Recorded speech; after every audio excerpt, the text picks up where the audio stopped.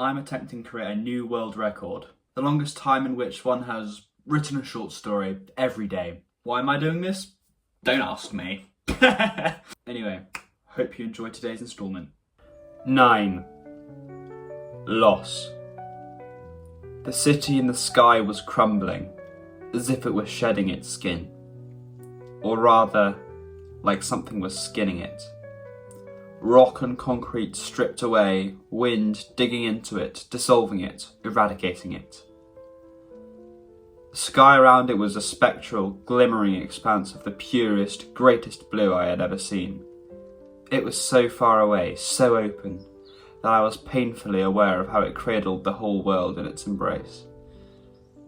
I watched the city crumble from a lonely peak atop a mountain tall enough to pierce the clouds, the rocky complex almost shimmering under the light of the two suns. The world was so incredibly bright in that moment, when I stood above the clouds. The suns were encircled by a gleaming array of colours, refracted rainbows piercing my vision no matter which direction I looked in. In a way, it was rather cruel. Sure, the days were long, but the nights, the times for rest, grief and mourning, were few and far between. A great melancholy teased at the inside of my nose. It drilled at my ears, stabbed at the inside of my throat, scraped at my eyes. My lips trembled at the sight of the city, but I didn't dare look away. No, I must keep my eyes open. The world continued to mercilessly tear away at the monolith of the city. It spun now, getting weaker and smaller by the moment. And no matter how much my heart leapt or slammed against my chest, no matter how close I would get to the precipice of the mountain, every fibre of my being screaming out in protest, it wouldn't stop. It didn't even slow. The force that tore the city apart was ineffable, impersonal, inhuman. I had only heard of the city. This was my first time seeing it in full. But even so, seeing something so callously destroyed like that was unbearable. My mind flooded with him.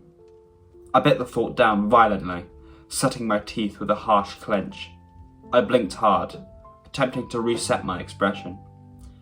The small bed of tears hanging in the bottom of my eyelids meekly trickled out of their hidey holes. I focused on the great, expansive sky before me. The dual stars in the sky, the glorious blue, the endless spread of clouds below me. It was an utterly beautiful sight. Completely, utterly beautiful. I wished I could see it with him. Sit here, joke, laugh, play word game. No, stop. Pain exploded behind my eyes, and the trails of tears strengthened with a burst of renewed vivacity. I needed to stop thinking like that. I could feel my mind swirling, spinning, shedding itself, like the floating city above me. No possibility or hope of respite anywhere.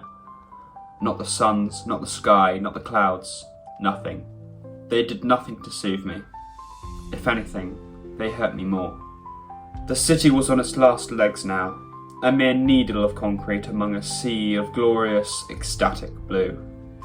That sky seemed to envelop the city, swallowing it, digesting it, so that it would never be seen again. It was too much to bear. I roared into the uncaring abyss, falling to my hands and knees on the precipice, my throat and lungs straining to create the protest that escaped through my mouth. The muscles in my neck stressed, as did the skin of my face, but I did not stop. I let it rip my throat asunder. I let one pain mask the other. My gut churned, my stomach spat and retched, and no solace came. He was dead. It was over. The city finally dissolved fully, the final chunks of rock dispersing into that great, glorious sky. That great, cruel sky.